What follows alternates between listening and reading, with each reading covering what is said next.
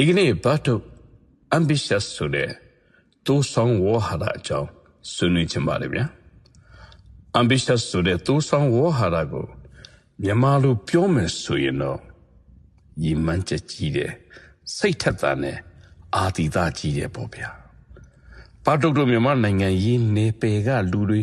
ကိုတွေ့ကြုံခဲ့ရတဲ့နမူနာလေးတွေတဲကဒီ ambitious ဆိုတဲ့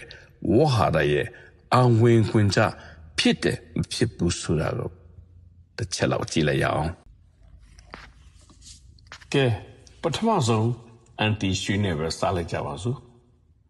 anti ရွှေဆိုတာကဒေါ်စနာမင်းရဲ့ငယ်ပေါင်းတွေပေးထားတဲ့နာမည်ပြောင်းပေါ့ဗျာတကယ်ရွှေလို့ပေးတာလားဘာလားတော့ဘာတုတ်လဲသူနဲ့ငယ်ပေါင်းဖြစ်တော့မသိပါဘူးဗျာထားလိုက်ပါတော့လိုရင်းမရောက်ပဲနေပါမယ် anti ရွှေရဲ့ ambitious ကဘလောက်ကြီးတယ်မကြည့်ဘူးဆိုတာကတော့ NLD လေရှေ့လျှောက်အစင်ပြေစရာလမ်းမမြင်တာနဲ့ဟော့ဆို NDF ခမောက်ကိုဖန်ဆောင်လိုက်ပါလေရောကြည့်လေပါတီတရက်ဆိုတာနိုင်ငံရေးအာဏာစီရောက်ဖို့ခြေနှင်းတုံးပဲဆိုတာအန်တီရွှေကောင်းကောင်းသိလေတော့ကူတာပေါ့ဗျာအဲ့ဒီမှာ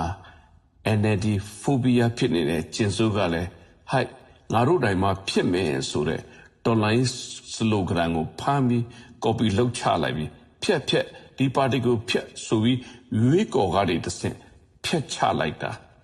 ကျတို့အန်တီရွှေလေမြေလူပေါ့ဗျာဒါပေမဲ့ ambitious ကြီးတဲ့ anti ရွှေပဲဘယ်နေမလဲခမောက်စုပ်ကိုပြစ်ချပြီးတရုတ်တန်းပြေးတာပေါ့ကြည်နေမကြခင်ပဲဘူတီဟစ်ခဲ့တဲ့ယုံချင်းယုံမယုံချင်းနေတရုတ်တန်းစီကဖြစ်ပြလေဆိုတဲ့သချင်းကိုကြားရအောင်မယ်ဒါကတော့နမူနာတစ်ခုပေါ့ဗျာနိုင်ငံရေးသမားကအာဏာအတွက် ambitious ဖြစ်တာအာဏာအတွက်ရည်မှန်းချက်ခိုင်ဖို့ဆိုတာမျိုးကတဘာဝပါပဲဒါပေမဲ့လည်းအာဏာရဖို့ဘာပဲလုပ်ရဘယ်သူနဲ့ပဲပေါင်းရဘာကိုပဲချနေ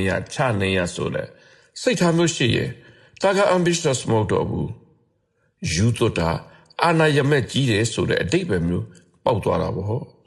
ဥပမာကျင်စိုးကိုပဲကြည့်လေသူ့ရဲ့ယူတော့မှုကအာဏာပုံငန်းတက်မှုဟာတာမန်ပြည်သူတွေရဲ့အသက်အိုးအိမ်စီးစိမ်ကစပြီးတိုင်းပြည်ကျမတစ်ခုလုံးကိုချနေရုံသာမကပဲသူ့ကိုထောက်ပံ့နေခဲ့တဲ့ဒေါ်သက်ခိုင်ဦးခင်မောင်ဆွေတို့ပါတီကစပြီးသူ့အနာကစစ်ဗိုလ်ချုပ်တွေကိုပါချနေတာတဲ့ဆိုတော့က ambitious နဲ့ယူတူမှုကတခြားစီပါပဲနော်